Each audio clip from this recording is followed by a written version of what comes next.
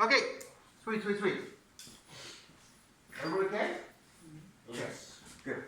Now, there's an Atwood machine, and everybody's favorite is actually modified Atwood machine. I just want to talk about it briefly. It's pretty straightforward once you've derived this to look at that. And just kind of thinking about it, we can actually leave that sitting up here and add this at this point. So this here, good. So modified Atwood's machine looks like this. Okay. We again have a Masssful pulley.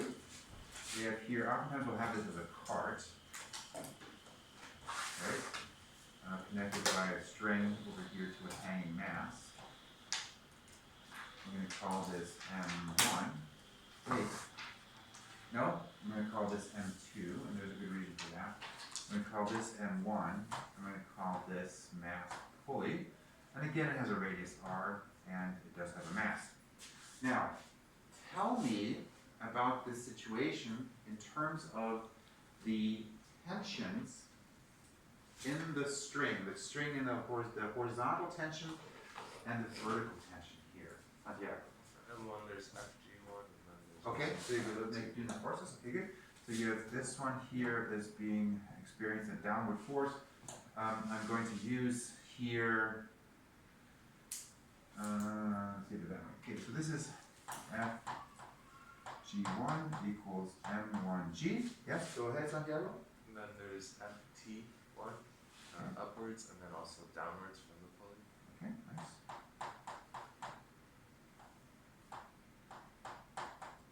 Okay, keep going. And then there's FT2 towards and Okay. away. And is from it equal to FT1, smaller than FT1, It is bigger than FT1? greater than. Okay, are you guessing? Well, I assume the M1 is larger than M2. Okay, it actually doesn't matter. In this case, Santiago, riddle me this. What does the pulley do once you release this system?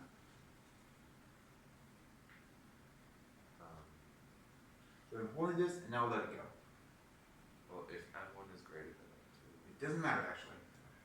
then there's still tension force from. So now just tell me what the pulley's doing. Is the pulley going to stay put or is it going to accelerate? It's going to want to accelerate. It's going to accelerate. But what direction is it going to accelerate? Does it depend on which mass is bigger or is it always the same direction? Hint, it's always the same It's direction. always similar. Which direction is it? Downwards. The pulley does either clockwise or counterclockwise.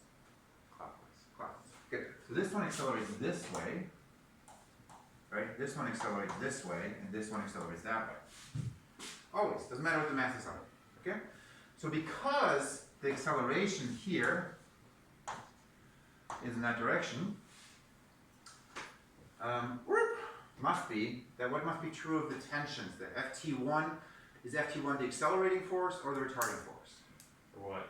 For the disk. Good question. The accelerating force. Accelerating, then it's better to ask torque, right? Yeah. Is the tension one providing the accelerating or retarding torque? It is providing the accelerating torque. Okay? To be precise in our language. Good job. And that means because FT1 is providing the accelerating torque and FT2 is providing the retarding torque and is accelerating, FT1 must be greater. Yeah, exactly. Good. So we have a tension force here, that FT2, and FT2 needs to be smaller than FT1. We just explained why. Okay?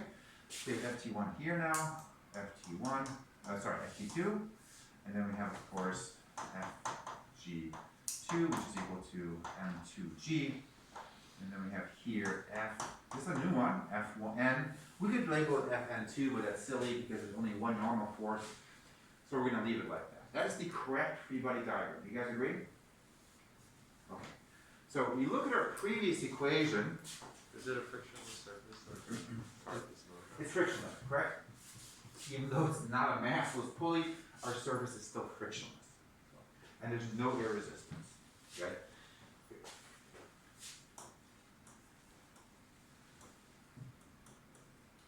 Why would the wheels even turn? You know what I mean? There's no losses to friction, but there has to be friction, otherwise the wheels won't turn.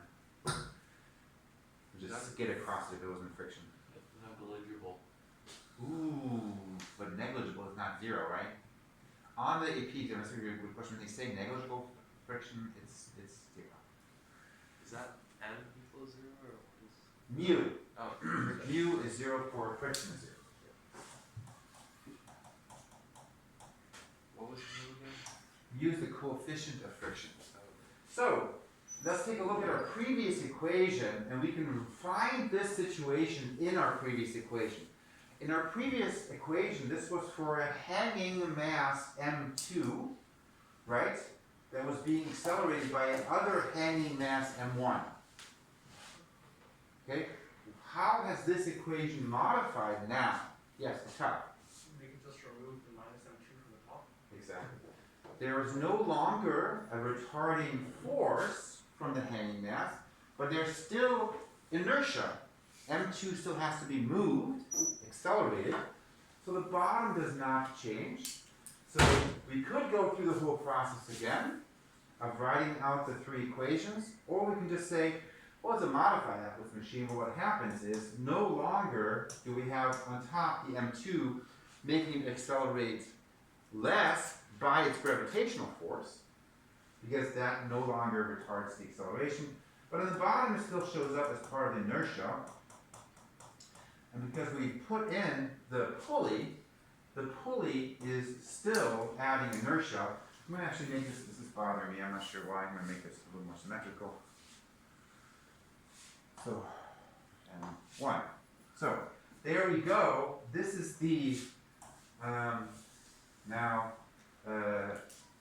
modified Atwood's machine with a Masssful pulley. And just reminding ourselves of what this looks like for a massless pulley. What's different about it? We had that equation before plenty of times. No MP. No MP, so this falls away. It's just be M1 divided by M1 plus M2 times G. Okay, cool. Now, depending on how much I hate you, I could also now do stuff like this. What is MP for, sorry? Right? Oh, yeah. MP is the mass of the pulley. Mass of the pulley. So you could be like, hello. Right? Right? And there's also friction, yeah? Yeah. Let's go. Right? And you'd be like, wow, I am. Mr. Blessman, in a bad mood while writing the clausura. What happened to the M2 in the second equation? So we could go there, right?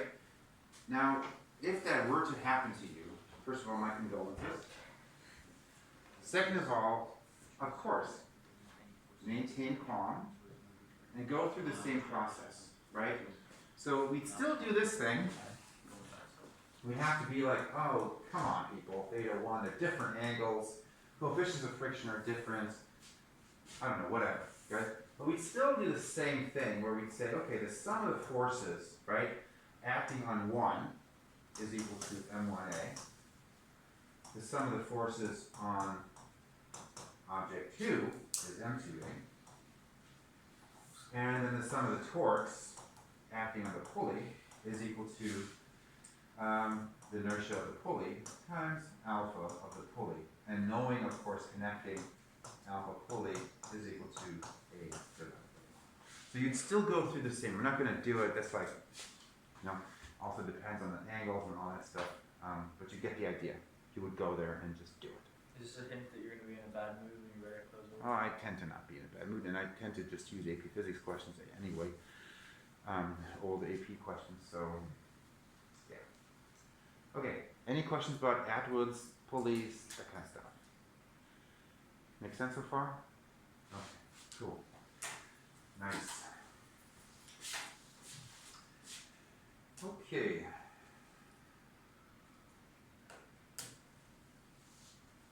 Great. Is inertia momentum? No, inertia, angular inertia is called moment of inertia, which the word doesn't make any sense to you right now. But it's basically rotational mass or rotational inertia. inertia, and the correct name is moment of inertia. Why it's called that? Put that aside, don't need to know. But I, capital I, is moment of inertia, and it's rotational resistance to motion. It's equivalent to the linear resistance to acceleration that mass provides. Okay?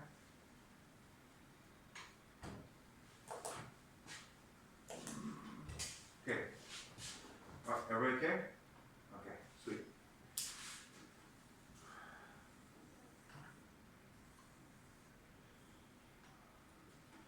I got a question for you.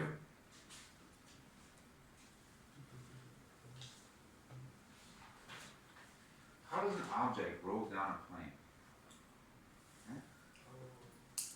So, we're going to place an object here. Let's say a sphere, a disk. Doesn't really matter. What happens? Okay, we're going to place a disk here. Let's actually use a disk. We already talked about a disk. Yeah. Right? This is a disk. And we know that the disk has moment of inertia of 1/2 mr squared. I'm placing it on there, it has a radius r. And of course we know what happens, right? It starts rolling, right? And it rolls down the hill. Make sense so far? Let's try to, and we won't try because there is no try, sorry about that. If we have an angle theta, we like to know how does it roll. Yeah, but what the heck's going on? How does rolling work? Yeah, Chris, go. Gravity pushes down and friction causes the force. So, so you started talking about the forces. So talk about the forces. You said first, So gravity pushes gravity, look, let's draw it. Gravity acts in what direction? down And where is that? on the center. Center. Okay, so we're going to draw the gravity in here. F, G, which is equal to mg. Okay? And do you want to take that off? There's Friction. What direction is friction?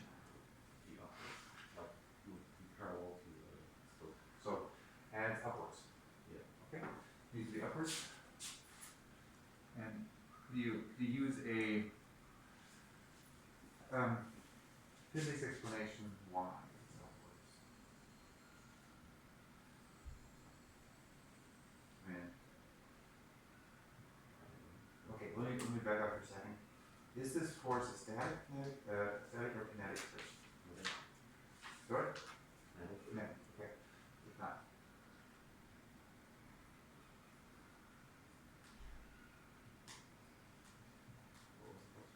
Yeah. Is it static or kinetic? And you said kinetic, and I said it's not. So why is it not kinetic?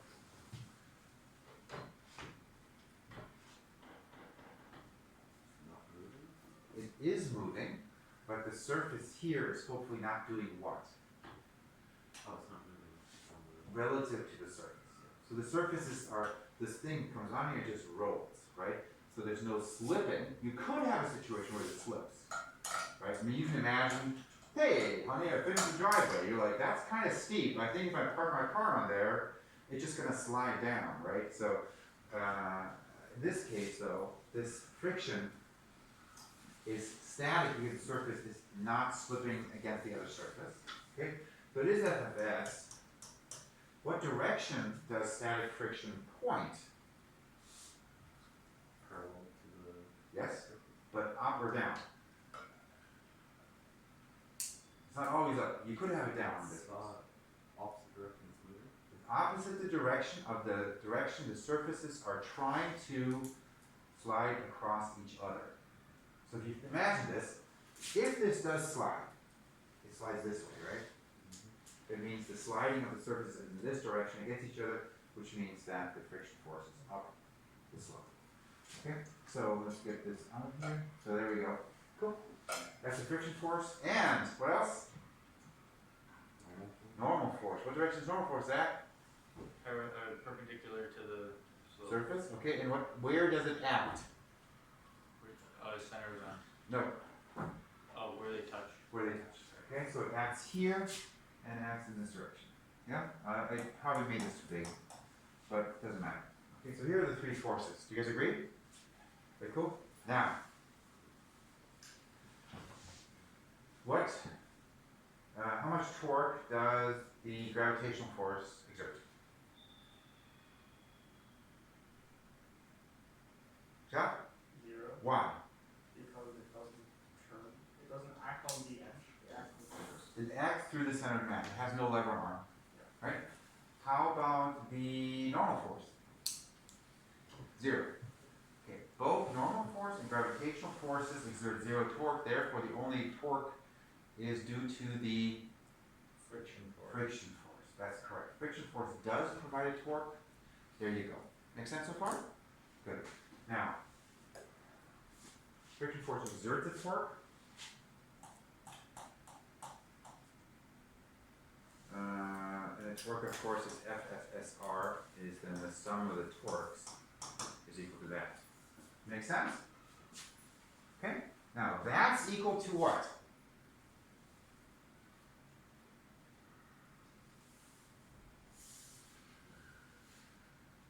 One half mr squared. 1/2 mr squared times A over R. times A over R. Alright. Right? So if you're confused about that, you can first write it out like this. Right? Sum of the torques equals I alpha. This is the sum of the torques. This is I. This is alpha. Do you just need to remember 1/2 mr squared is the inertia? No, you do not have to remember anything like that. They will give you the values like this. Unless they're specifically asking you to derive a certain equation, and then you have to actually do the integral. Yeah, this integral is doable for you guys, for example, but we're not going to do it right now because. Can we do more practice with the integrals in the future though? Would that be good for you? Yeah. Yeah, we're doing a little bit of triage, so Okay. yeah, so stuff like that tends to be low priority, but yeah, we'll do some more. Okay. Cool. All right, now we've got the torque equation here. All right, and as you see, we know the r's cancel. Yeah. Make sense? And then the other r's cancel too. Good. Do we have an equation for static friction? We don't. We have an inequality. With an inequality. Very good. Got you guys well trained on that one. Yeah, just a reminder, FFS is smaller or equal to US FN. There's no reason to assume that they are equal to each other necessarily. Okay? Does not necessarily make sense. So FFS equals 1/2 MA. Other forces.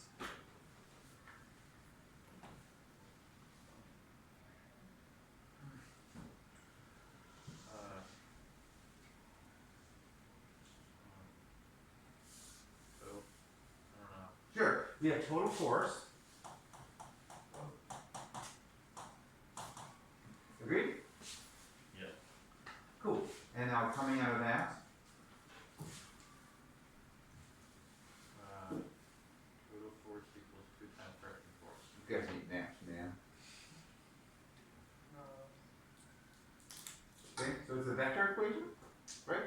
We have two directions that matter. What are the two directions that matter? Up and sideways. You normally call them y and x like that. Up and side is cool.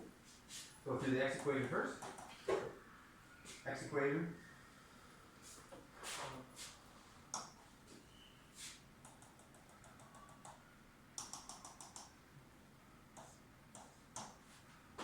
Remember this? I think so. Yeah? Ooh, that's not clear. Okay. Good? Okay. So FGX is the accelerating force in the x direction. And that is, of course, mg times opposite side. Starts with sine, is with theta. Sine theta? Good job. Sine theta. Retarding force, upslope. Retarding force, upslope. Friction. Good.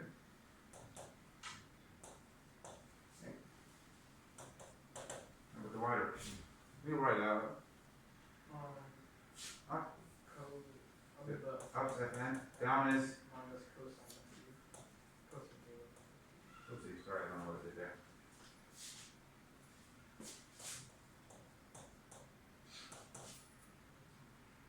Nothing.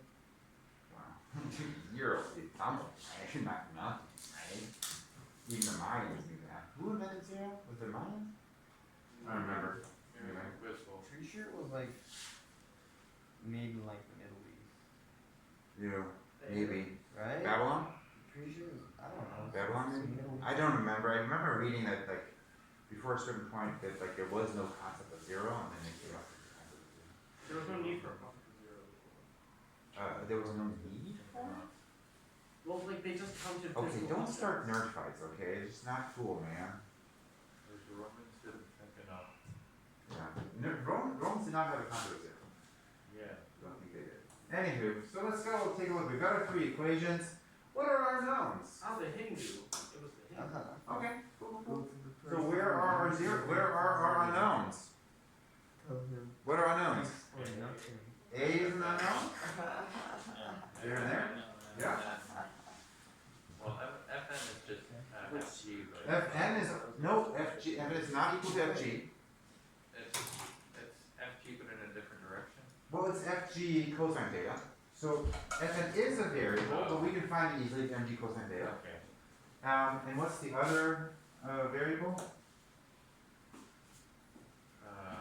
Unknown? Do we know him? What they give it to us? Yes. Alright. Do you place a mass, a disk of mass m and radius r on an incline that is inclined at an angle theta and it rolls down that incline? Friction is the unknown. Yes, it is indeed. So this is another unknown here. So there's 2 equations with 2 unknowns, and then there's a third equation with a third unknown that is really not that interesting. The normal force is just mg cosine theta. Uninteresting, we could find it. Not interested in it. We're aiming to know A, so we'll have to solve for FFS It's already solved. and then plug in. Okay, you're right, it is already plugged, it is already solved. So we can take this and just go, whee, plug it. Alright, so do that. And we get, so now let's go and take this equation now. And, okay, we're gonna move, just put this here. So mg sine theta is still there. Mg sine theta minus ffs, which we now say is 1/2 m times a. Yeah? Okay. And that whole thing is equal to ma. Makes sense? So we get mg, oh, we don't have to actually write the m's, right? Yeah. The m actually cancels. Let's actually indicate that clearly. Each term has an m. We can just cancel it out. G sine theta equals a plus half a, which is equal to 3/2 a. Yeah, 1a plus half a is 3/2 a. Cool. And that of course means that g is equal to 2/3. Are we solving for A? I'm just an idiot. I'm so sorry. I'll just erase that, pretend that didn't happen. Oh, no, it's A. Aw, thanks guys. A is equal to 2/3 g sine theta. There we go. Which of course indicates that a disk will accelerate down the incline slower than a block that is sliding without friction, or a cart that has massless wheels, get those in a store if you want to, rolling down the incline. Okay? Make sense? What? Okay, never mind. Okay. Alright? You guys follow that? Make sense? Cool. Now, let's actually find the moment of inertia of the disk. We've used it twice now. Maybe you exact requested that. So let's do it. Okay, you guys, you're good? You're like, I don't know. Do we want to do it? Yeah, we should do it. Kind of review. A little bit. So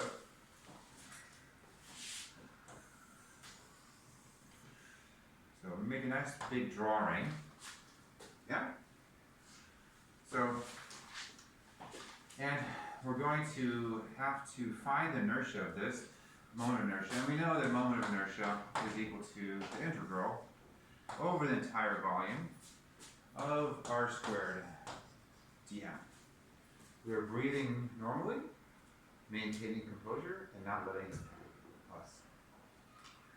Or are we? Okay, let's pretend we're not panicking. So, we've got to find out what our dm is.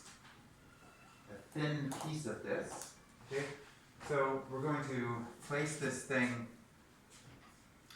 on the x-axis. Makes sense. Yeah, makes sense. And we're just going to say, okay, if we look out at a certain distance here, if this is our dx, imagine that. Okay, we can imagine a little ring. Oh, that's so crappy. I'm so sorry. Come on, do a better job. Make it perfect. That looks better. There we go. That looks better. There we go. And a little angle around.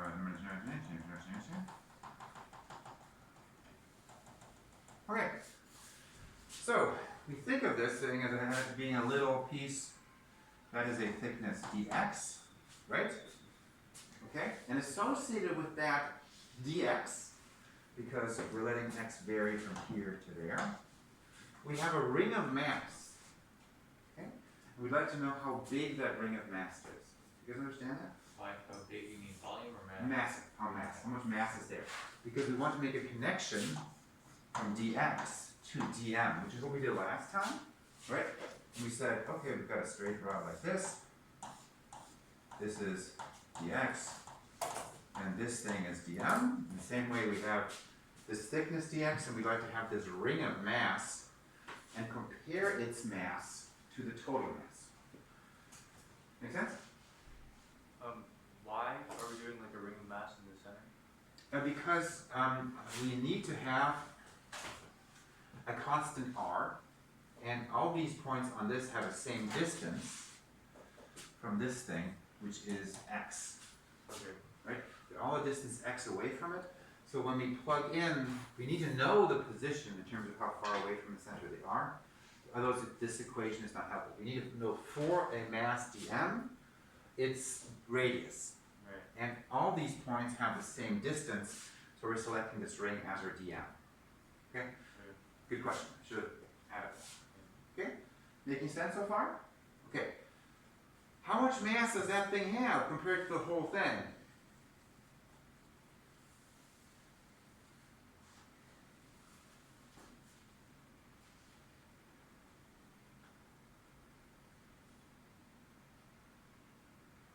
We don't know the values. Was that? We don't know the values. It's m. The whole thing has a mass m. Right? This thing has a mass dm. Wouldn't it be dx over x? And dx over r? As I don't see your logic there. okay, I don't know what it's doing, but Okay. So, what fraction of the whole thing are we looking at here? We're looking at, oh shoot, I'm not going to make that green. We're looking at what fraction of the whole thing is this thing, right? This thing is, right? What fraction of the whole thing? dm over m. That's right for sure. It has a mass dm, right? So we're comparing this to the whole thing. It would be dm divided by m, right? The ratio. But we have to put it in relationship somehow with the radius or something like that, or position, or x. dx over r. Dx over r, I'm not sure that makes sense. dx over dm. Okay, you're just guessing. Okay. The green thing is a disc, a hoop, yeah? Yeah, that doesn't fill this whole thing.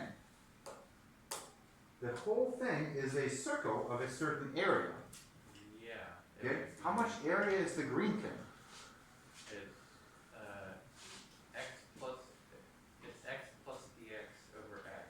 You don't have to add the x because x is decimal. So this has how much area? Shouldn't it be like It's the zero outer area. circle minus No, the because it's inner circle? infinitesimal, it's not zero size.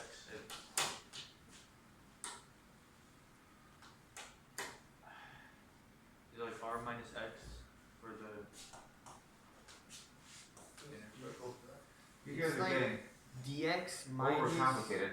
Shouldn't it be like dx minus This is 1 meter, what's the area of the circle? and this is 1 centimeter. Yeah? Pi. Are you guys okay? yeah. Those numbers are bad. But how much of area is this? This loop, this hoop? About.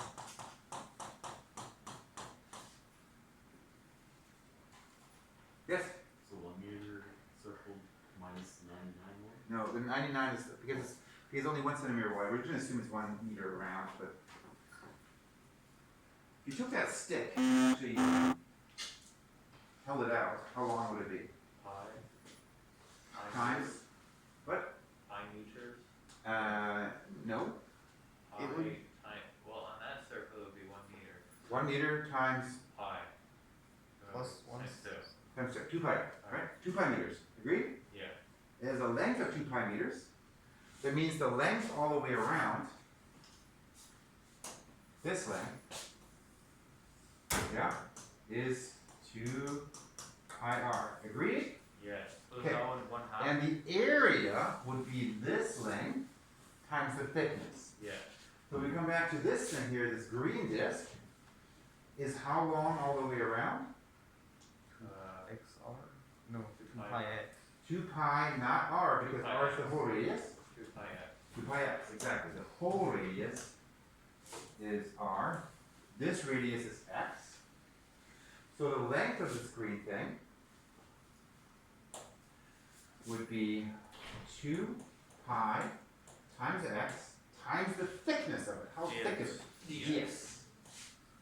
Okay, that is the area of the green thing. Divided by What's the area of the red thing, the whole thing? 2 pi r. Nope, Pi r squared. it's just a disk. It's a sphere. I mean, it's here. It's a circle. It's Circle. circle. Man, brain not working today. Pi r squared. All good? Good. We did it! So, this is kind of a little bit the tricky part. We've got some cancellation situation now. Pi cancels here. Everything else stays. Agreed? Okay? So, let's plug it in. Integral equals 0 to r squared times, and dm is 2x dx over r squared, and this m goes there, and dx. You already got the dx. Oh, sorry. And if you solve that, is equal to 1/2 m r squared. Whoop. Yep.